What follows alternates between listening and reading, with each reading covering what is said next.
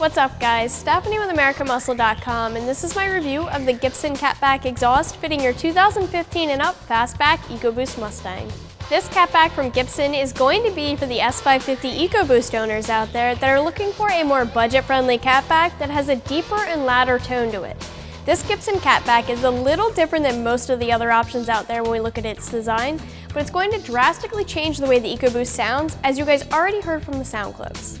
So unlike some of the other EcoBoost catback options out there, this system actually replaces the factory resonator with a singular muffler. So this is your muffler right here, and then you have an after-muffler X-pipe which then exits through the tips. The catback is a 2¼ inch catback, and this system right here is the full stainless steel version that ends in black ceramic coated 4½ inch slash-cut tips. Now Gibson does offer this same system in a full stainless steel that ends in polished stainless steel tips if you prefer that look instead, but just a heads up, the black tip version is going to cost a little bit more. And stainless steel is always a great option for the cars that see all different types of road conditions, since it's going to offer corrosion resistance. And both systems come with Gibson's limited lifetime warranty, and all of Gibson's products are made in the US. As usual, the main component of a catback is going to be the mufflers, and this catback is going to include Gibson CFT Superflow muffler in place of the factory resonator. The CFT muffler is a muffler that has a baffled and chamber design, so they have no internal packing, and they're more of a resonance chamber design that forces the exhaust through directional tuning ports and angular induction to get more of a tuned exhaust note. And it all works together by drawing the exhaust gases through the muffler and expelling them at a higher velocity. After the muffler, Gibson has added an X-pipe crossover design, and normally an X-pipe gives more of a raspier tone while an H-pipe gives a deeper tone, but this combination of the CFT Superflow muffler and the After X do create a much deeper tone than stock, and there's a little bit of a raspiness to it. And like I mentioned, this is not your typical type of design with a catback for the EcoBoost. The majority of catbacks out there are more of a classic setup and have a standard design. Most systems have a standard Y that branches off into two pipes that lead to a typical or even race type of muffler, and then there's also a quieter system that has a single inlet to a resonator mid-pipe, which then splits into two and heads down to two standard mufflers.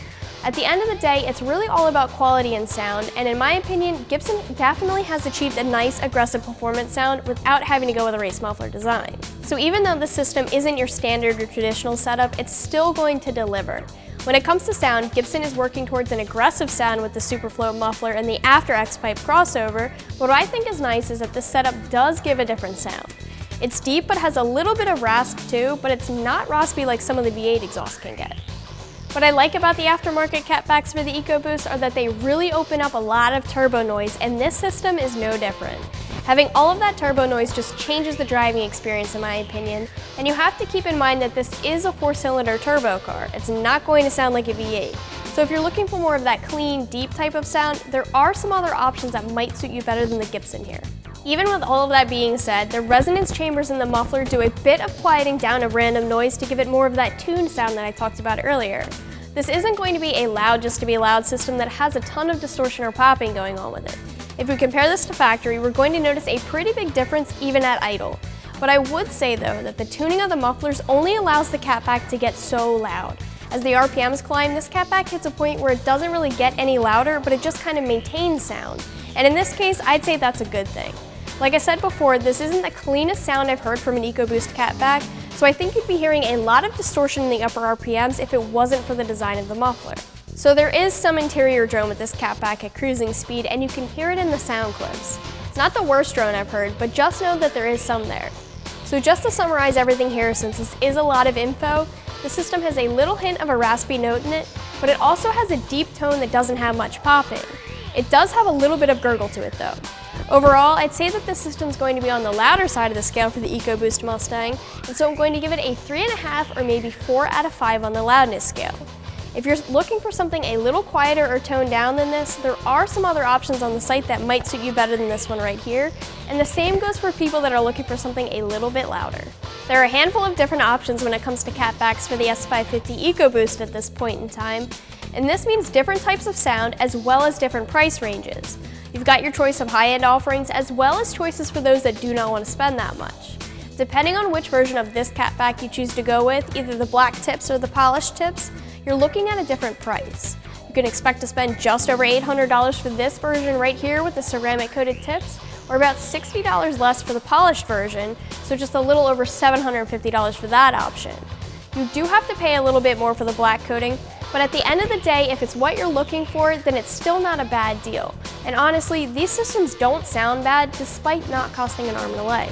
When it comes to the install, you're going to be looking at an easy 1 out of 3 wrenches on the scale when we look at difficulty. This is a direct bolt-on item, so you won't need to cut anything or modify anything to get it installed. All that you're really going to need is a socket set, and a lift would certainly make things easier, but the job can be done on stands as well. You're going to be removing your exhaust from the resonator back, and an extra set of hands can make things easier for you here. You will be moving over your hangers to the new Catback, so I'd recommend taking them off with the factory exhaust when you drop that. It'll only make the swap a little bit easier. The only other thing you'll reuse is the front clamp off of the resonator for the front of the new Catback. The whole Catback can be dropped as one big piece, which is why an extra set of hands can really help here.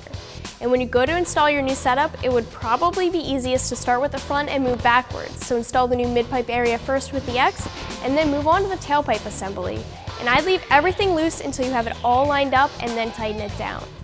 The Catback does come with 2 new clamps, but these clamps are really the bottom of the barrel as far as exhaust clamps go. Personally, I'd probably get some brand new clamps, but these will get the job done if you don't want to be that picky. You can figure on spending about an hour or 2 from start to finish to get all of this done. Overall, the Gibson Catback is going to have a little bit of a different design than other Catbacks that are out there for the S550 EcoBoost, but it creates an aggressive tone that opens up a lot of turbo noise. It's a decently loud system that has a lot of different components to its sound, but without being over the top loud. It's a 2¼ inch Catback that comes complete with a muffler mid-pipe and an after-X crossover, and it's a direct bolt-on install that requires no cutting. You can check this Catback out more online for yourself, and for all things Mustang, keep it right here at AmericanMuscle.com.